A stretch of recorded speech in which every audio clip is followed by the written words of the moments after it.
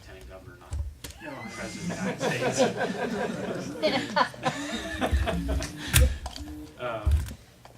But if you have any specific questions, I'm more than happy to answer them. What could we as just Wisconsin citizens do for our Wisconsin soldiers in Afghanistan? I mean, the only time we ever really hear about them is when they come home Sure. in body bags. Yeah, well, I think that's a great question. There are a lot of organizations that are out there. This weekend, as a matter of fact, it's the Wounded Warriors. They're up in Madison, and they're actually going to be so Wounded Warriors. You know, it's an organization where guys get hurt. This organization comes and helps them with, just about everything, and it helps the families too. You know, it's a big event, you know, when a loved one gets hurt overseas for the family, obviously. But it is in terms of the logistics, it's kind of a big event. I mean, do they have their passports ready? Are they getting on the plane? Are they flying to Germany? Where's the, et cetera, et cetera. And that's one of the Wounded Warrior organization is one of the ones that help out in that. And you know what? There's probably about a dozen or so that have been stood up since the advent of the war that help take care of some of the soldiers when they get back. But they're in Madison. I think they're biking from Madison to Milwaukee tomorrow. And they're all going to be in their on bikes, and it's fantastic. I mean, a lot of these guys have lost limbs, but they're on the bikes or they're in the seated bikes. But soldiers, I think, I was a little bit luckier in that I was 22, 23, something like that when I first went overseas.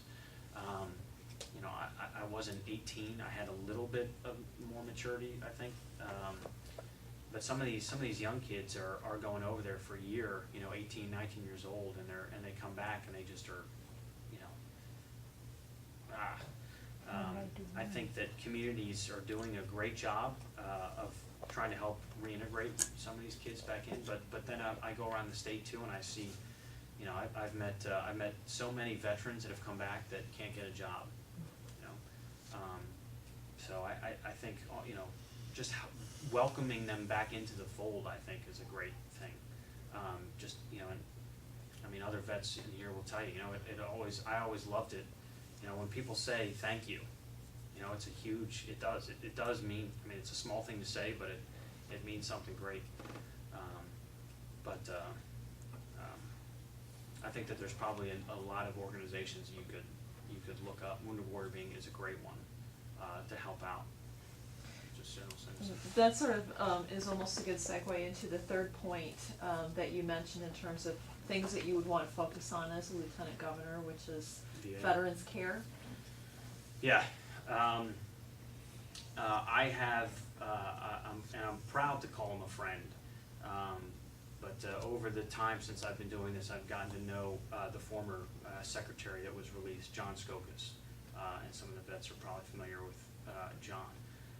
And he's really helped kind of mentor, is a great word, I think, through some of the major issues. And I've seen some of the VA hospitals that are spot on, and I've seen some VA hospitals that are extremely substandard and subpar. I have seen individuals that have had to take loans out to pay for their college because they couldn't get through the bureaucracy of the GI Bill. It's bureaucracy. But these kids are taking loans out to pay for school. The bottom line is just there's a lot of veterans programs and benefits that every year are very close to not getting funded. And honestly, I think the biggest disappointment that I've had in learning what occurs in the VA is the politics. Mm-hmm. If there's ever an organization in my mind that should be sacrosanct, just completely apolitical and almost proud of their apolitical, it should be the veterans, the VA, but it's not. Politics plays a humongous role in what occurs in the VA in Madison. Everything from the committee at the VA to even at times the museum. I mean, and I think that's wrong. So again, I think that's another culture. I think that they need to become proud of the fact that it doesn't matter whether it's a Republican administration in Assembly or Senate or a Democrat. They're going to do everything they can to make sure that the vets are taken care of first and foremost. Because we wouldn't even, and that was one of the things that always, we put up a Veterans for Ben Collins page, and I was getting veterans that, were writing into the page, and some of them I even was giving them my phone number, and, you know, some of these are, you know, angry, upset young veterans, you know, and there's one that I mean, I'm keeping tabs on the guy, because, he came back and he couldn't get a job. You know, if he didn't have his family living here, he'd basically be on the street, and he's just not getting the help. And I can tell how, emotionally, charged he still is coming back from the war. And the fact that he feels that, you know, and the reality, you know, perception is reality. You know, I mean, the fact that he feels he's not getting enough or getting what, you know, that helping hand from the VA or from the organizations that exist, to me it breaks my heart. Because, you know, we wouldn't even be having these discussions in Madison if it weren't for the vets. I mean, period. You know, they're I think the first and foremost rank that we need to make sure is you know, at least certainly getting what they were promised when they signed the dotted line. And what is your ability as lieutenant governor, or what do you think it would be, or what would you want it to be in terms of correcting what you're seeing here in the state? Sure. Well, I think you've got to, you know, from the benefit side, look at, well, let's just talk one, you know, let's talk about some of the VA hospitals. You know, I've been to a few VA hospitals, like I said, and some are fantastic and some are subpar. You know, I think we need to basically do a complete review process.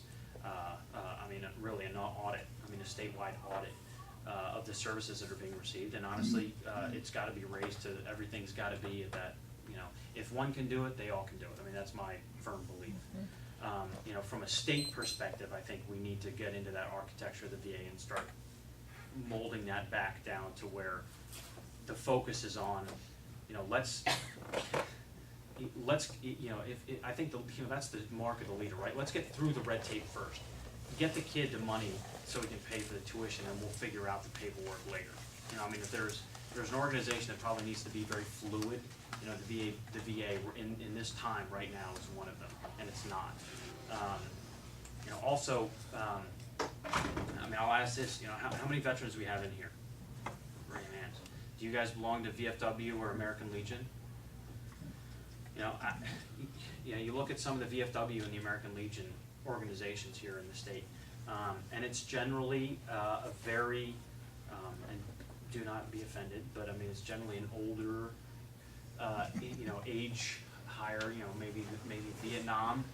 Nobody older than us. Yeah, but, yeah, much older than you guys. But I think it's, you know, just, and that always makes me, you know, a little disappointed too and sad, because that is one of the best things to do, and if guys don't recognize it, and gals, if they don't recognize it, the first time they do stand there with another vet, you know, from their same war, and they start talking and trading stories, it helps great. And a lot of those VA, or VFW and American Legion, a lot of those vets organizations are it's probably a bad word to use, but they are, there's not a large contingent of the vets, you know, the younger vets, the Afghan, Iraq, and There's not any, right. zero. Yeah, that's That's what's a shame. It is a shame. There's zero. and they're great organizations, you know, and I think that from a state's perspective, you know, and I'm not trying to say this, a lot of this I'm saying I'm taking this on personally, right? I'm saying this is what I would like to do with the office. I'm not saying that, you know, there needs to be a constitutional amendment to make the lieutenant governor responsible for, you know, trying to raise awareness within the younger vets when they come off the plane from Iraq and they're still sitting, you know, in the guard unit for a week going through their, you know, their process. That, but I think that we can help, and again, it can be a grassroots organized thing as well, but help kind of funnel some of these vets to some of those organizations to help both the organization and to help the vets too, the younger guys. That's why I didn't join, is because I went and I saw what was there, and all it is a bunch of Vietnam vets that are just barflies. That's what they do, is Yeah. they sit there all day and drink, and you get nothing. How do I talk? If they hold a meeting, 5 people show up for a meeting. You know, and they've been in the bar all day and they're drunk when they go to the meeting. And they make no effort to go out and recruit the guys Yeah. coming back, which they should be doing. And some, you know, I've seen it in Walworth County at least, I've seen some of those organizations are, I mean, but it's not standardized. I mean, it's hit or miss. Some of them are reaching out, you know, to those deployed units, and they're trying to do some of that recruitment then and there. You know, I mean, the entire thing is to make sure that there's an envelope, you know, a cushion of respect, of care, of love, of thankfulness.